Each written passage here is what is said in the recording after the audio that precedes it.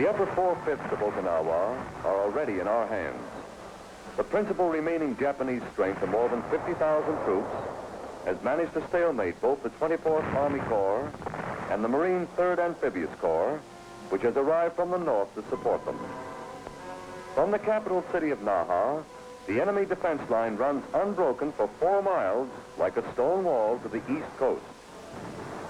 Along this line, Marine troops face the concentrated fire of Japanese artillery, which has been the most effective yet encountered in any Pacific operation.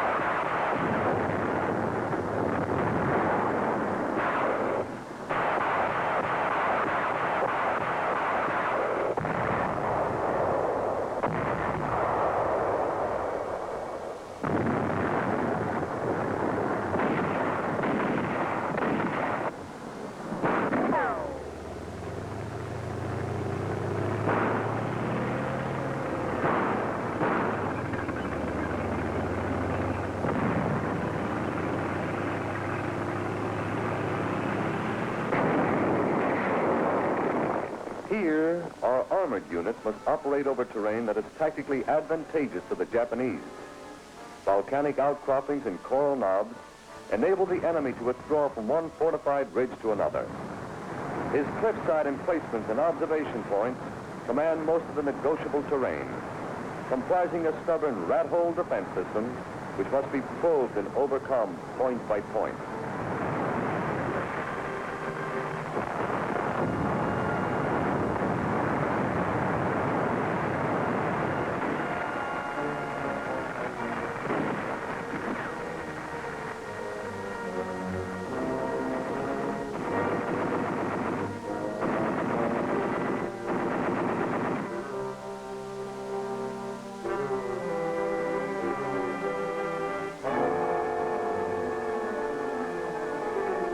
Our artillery delivers heavy fire on the central strong point of the enemy's defense line, the garrison village of Shuri, which is too heavily fortified for frontal assault.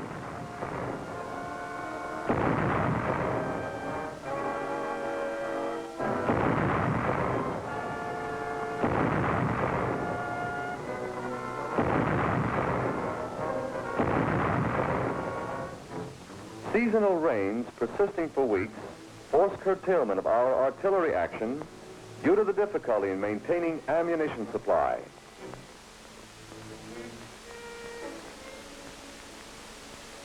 Virtually all vehicular transport is bogged down by roads that are 2 to 3 feet deep in mud.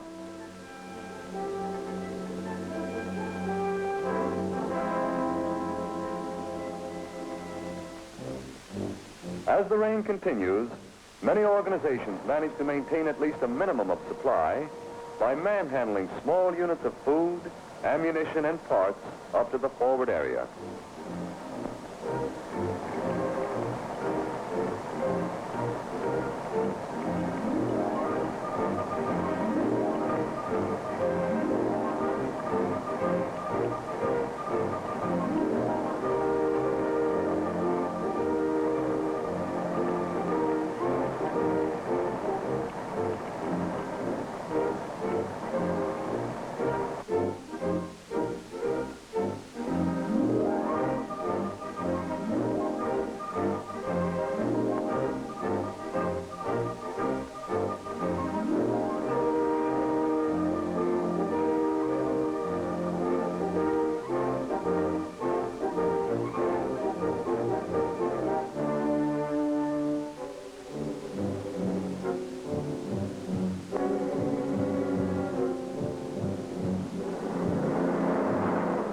The mud and rain have slowed but not halted our operation.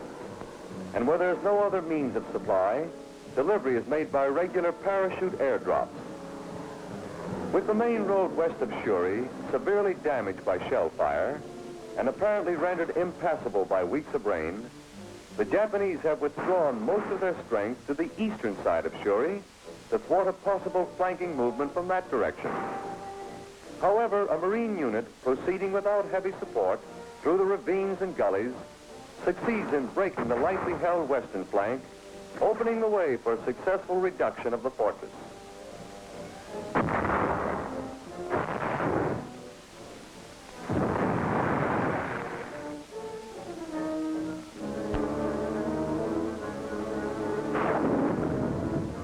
The strongest above-ground fortification on Okinawa was Shuri Castle. This medieval structure, with walls more than 5 feet thick, withstood over 25 direct hits from our naval gunfire. The citadel was the keystone of the Shuri defense area, 120 acres of village and barracks installations which were totally destroyed. Outflanked and almost encircled, many of the garrison had been evacuated, leaving a skeleton force which was completely wiped out.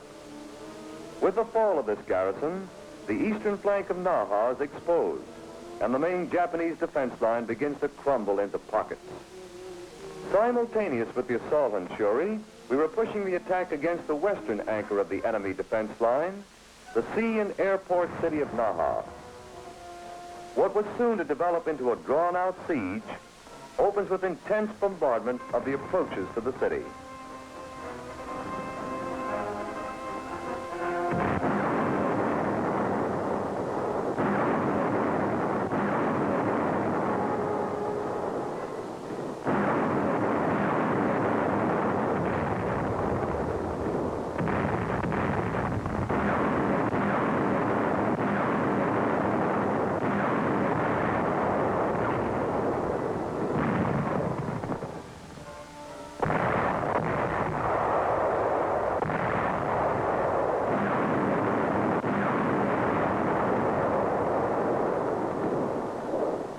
Advanced Marine units penetrating deep into the outlying suburbs of Naha engage in enemy patrols.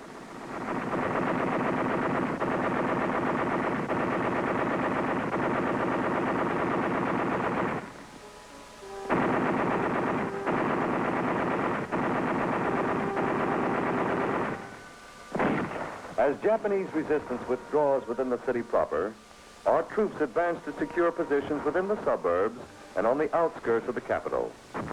We are denied entry into the downtown districts by the mud flats of the Asato River and the effective observation and fire of the Japanese artillery.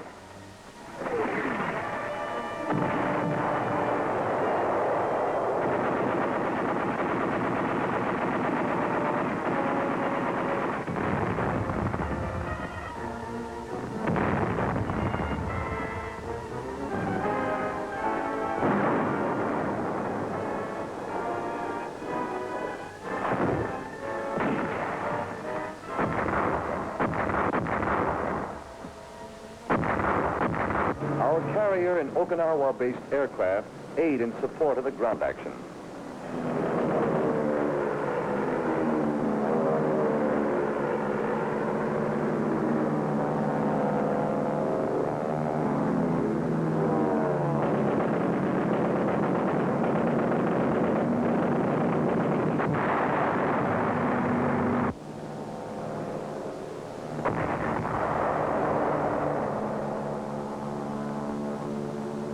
Offshore, supporting units of our fleet execute fire missions against the Naha area.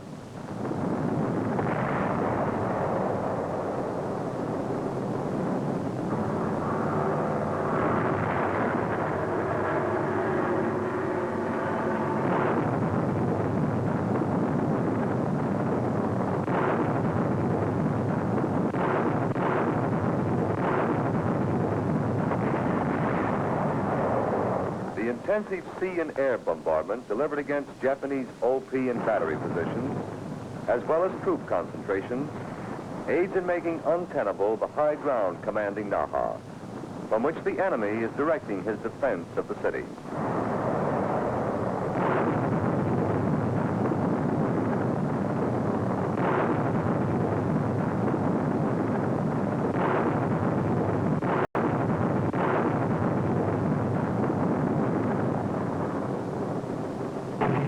Ashore, against stubborn one-step-at-a-time withdrawal, our troops fight their way through the suburban perimeter of the island capital.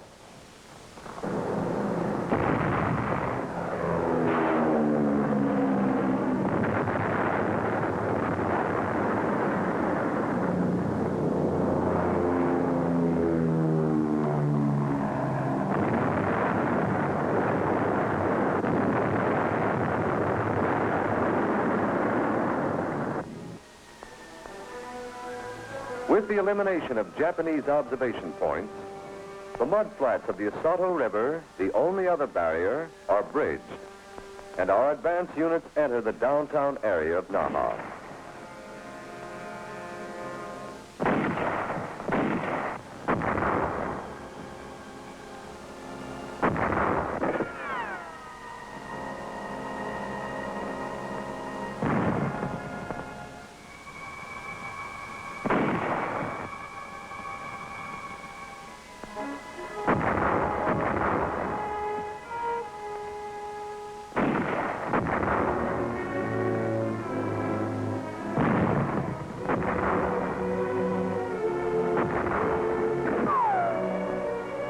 Cautious house-to-house, street-by-street investigation of the city finds only scattered pockets of last-ditch defenders. They are troublesome, but relatively ineffectual remnants of the garrison that had successfully stopped our advance for more than a month.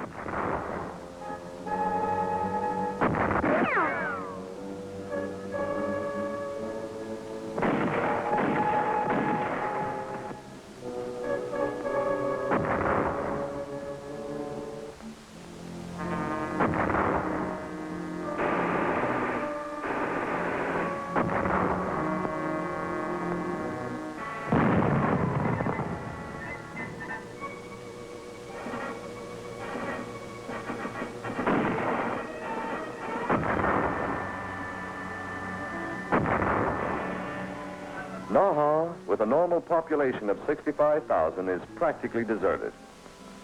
Falling to our troops at the same time as Shuri, it is the largest city ever taken by the Marine Corps.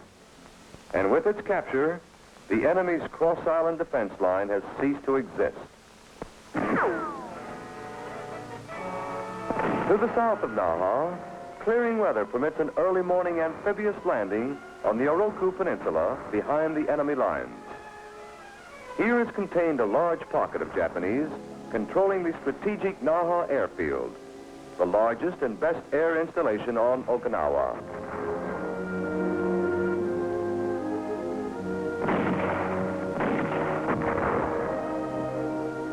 Making a surprise landing from these LVTs, the Marine Amphibious Force quickly exploits its beachhead against initially light opposition.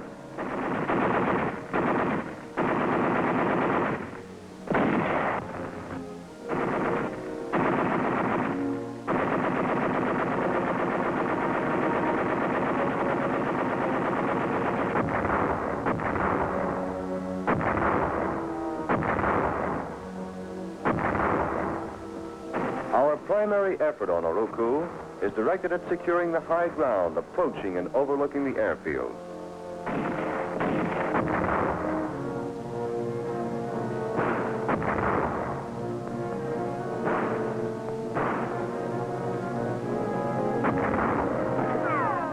Another Marine assault force striking overland from Naha, south across the neck of Oroku, has sealed off all enemy escape corridors from the peninsula.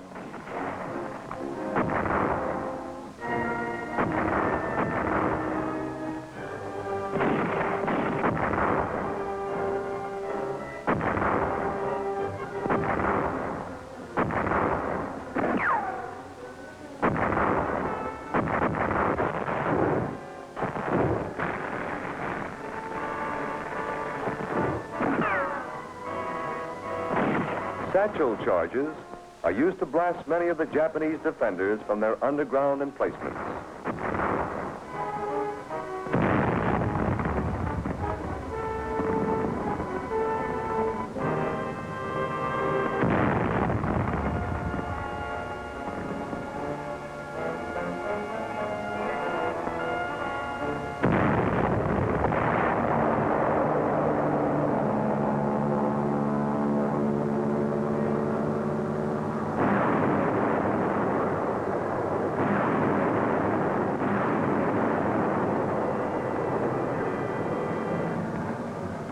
The capture of the Naha field gives us all the major airstrips on Okinawa and forces Japanese aviation to operate from other islands in the Ryukyus.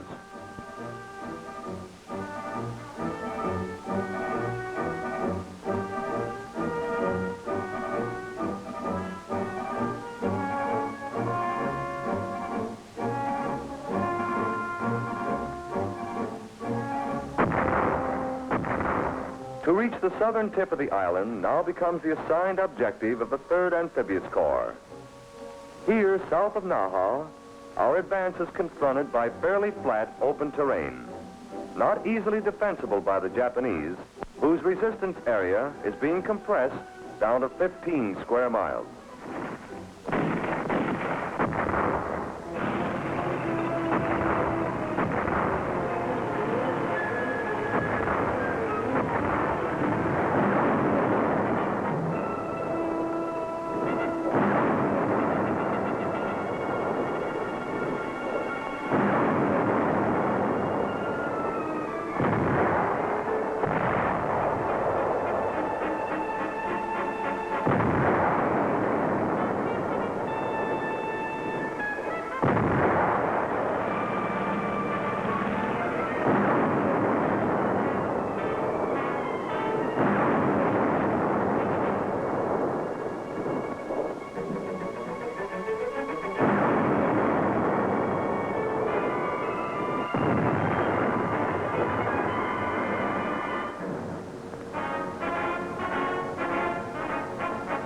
With the death in action of Lieutenant General Simon Bolivar Buckner, the interim command of the entire 10th Army is assumed by Marine General Roy S. Geiger.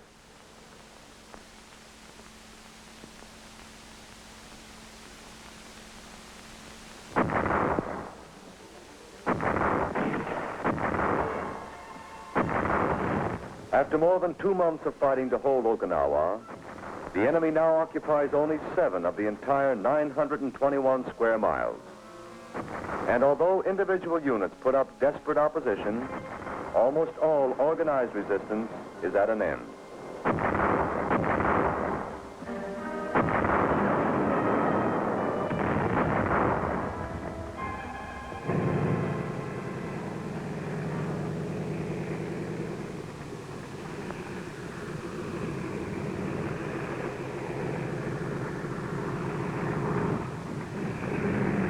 Using the few undamaged roads as runways, the Cub planes of air liaison are utilized to transport wounded from the forward zones to rear area medical facilities.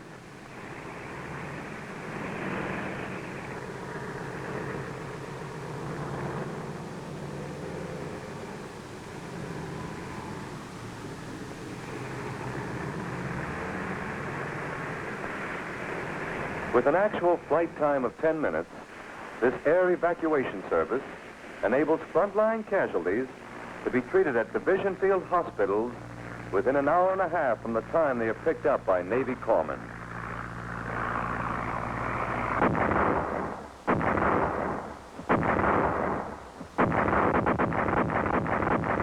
Advance in the southern half of the island has developed into a sporadic but difficult mopping up action.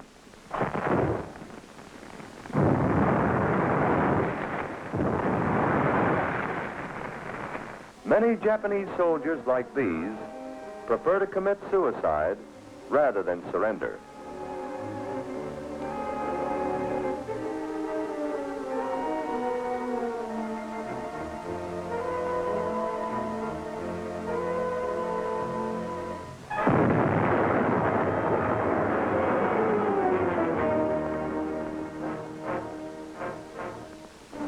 Aviation units are assigned to help mop up stubborn resistance in areas that were bypassed. These enemy units are often located in caves and mountain galleries, which are accessible only to firebombs.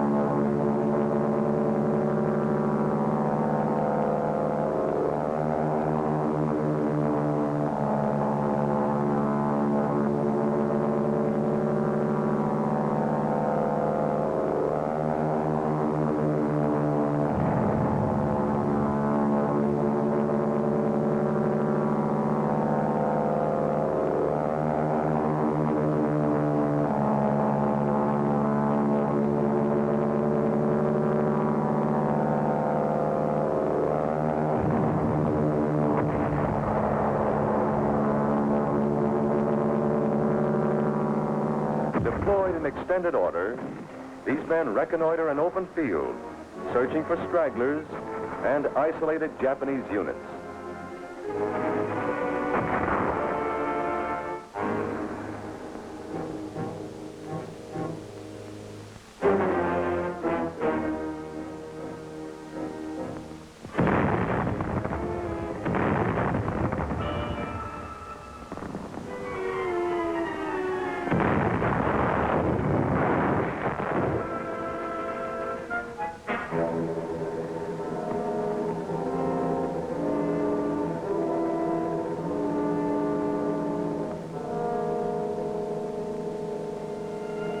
Here, to flush snipers from thickets and cane fields, a patrol uses white phosphorus grenades.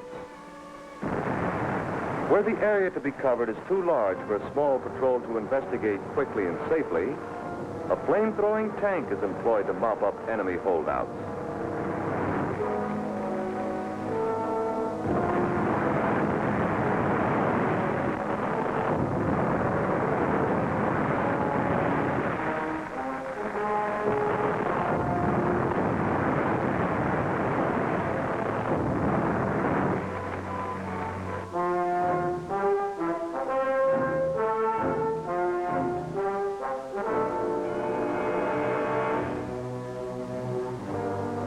Many disorganized enemy personnel are captured during the last phase of the operation.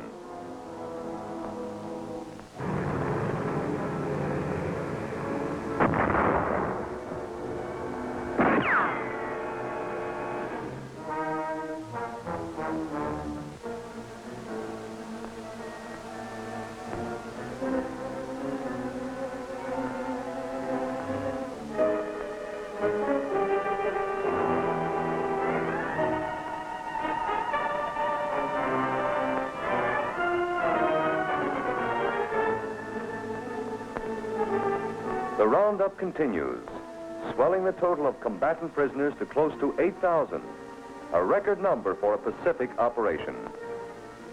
Of the entire Japanese garrison of 100,000 troops, at least 90,000 were killed. The vast majority of these prisoners did not give up until the action was almost over, and then only when they had exhausted every possible means of resistance.